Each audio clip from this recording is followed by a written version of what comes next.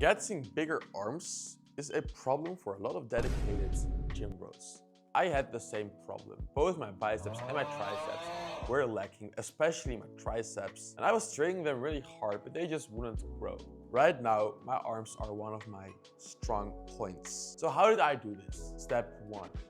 Ditch the arm days. So if you do like any of these Arnold splits where you train like back, chest, and then arms, and then push-pull legs, that is the wrong way to go about it. You want to train just push-pull legs, repeat. Either like do a rest day or just repeat without rest days, which is what I personally do. You do not need a specific arm day because of step 2.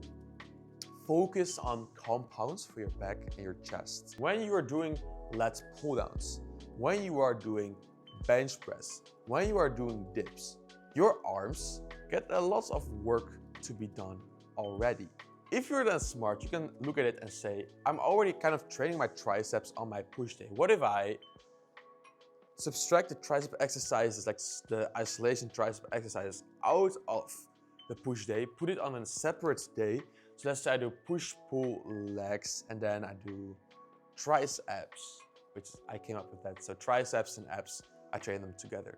So I train triceps, which means that I now, instead of having 2 arm days every 4 days, I have 3 because I still kind of train my triceps on the push day. And now I also have them like after a rest day for my triceps, which was legs, I can hit them again.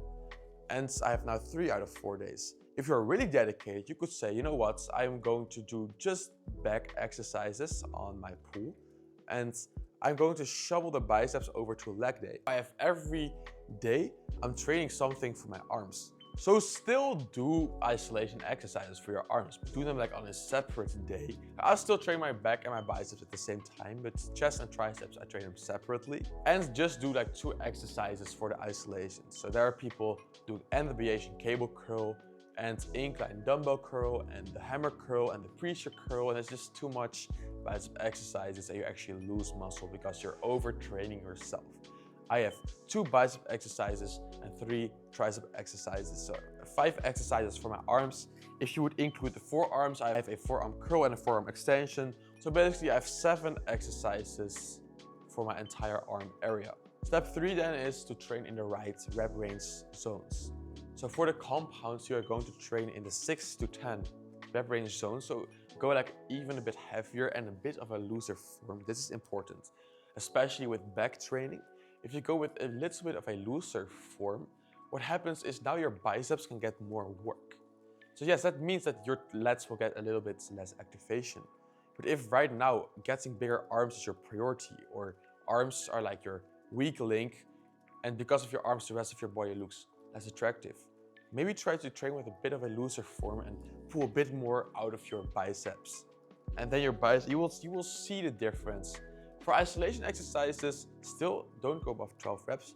I would suggest 8 to 12 reps on isolation exercises, and even there I usually sit just at about 8 reps. The isolation exercises are the exercises where we just train the biceps, we train just the triceps, so with the push down, school crushers, the bicep curls, and the compounds are the lat pull down, the pull up, the bench press, the dips. You get what I mean. Step 4, we've already mentioned how we can increase our frequency to train our arms more often throughout the week. But this gives us another benefit. We can also play around with the exercises. Because we're training our arms now so regularly, we can, for one exercise, for example, switch it out for another. We can experiment a little bit. And if it is like a bad exercise which gives us no muscle activation, it is not that bad because we still had like another good workout on another day, and we had another exercise that same day that provided muscle growth stimulus in our arms. Maybe just dumbbell school crushers feel really bad for you, it hurts your joints, but when you do it on a cable, suddenly it feels really great and you feel your triceps burning while doing the exercise. Maybe everyone starts doing GM press, but when you try it, it just doesn't feel that good. And just doing heavy tricep pushdowns feels better for you. Experimenting with different exercises is really important because you should like the arm exercises that you are doing. If you don't look forward to training your arms, you're doing something wrong and you should pick a different exercise which is more fun, okay? It will never be like, you will not be smiling throughout the set, you still need to grit through it, but you get the point. It should not be that difficult as, for example, hack squats. But all these tips wouldn't work if you don't follow up with step 5, which will be to eat in a caloric surplus. If you want to grow muscle, not just your arms, if you want to grow, you need to have more calories left at the end of your day so that there is something left to build with. If you're starving yourself, you can never grow your muscle because your body, look, muscle burns calories and you are in a calorie restricted state. So how would your body then build more muscle, which will burn more calories, and you already have too little calories?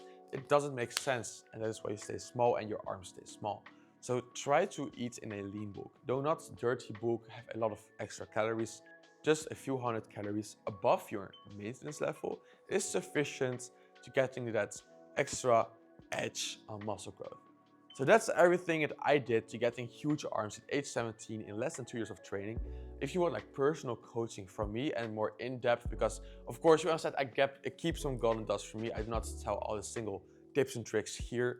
If you want literally like all these little gems, check the link in the description. It is my own school community. You get personal access to me here. There are detailed courses on specific muscle growth problem topics, for example, your calves, your biceps, but also mobility, stretching, powerlifting. Everything is covered there, man. Because I'm still building it, so it's in pre-sale right now. You can lock in your price for life. It is a steal, man. I will see you soon in there. I look forward to working with you.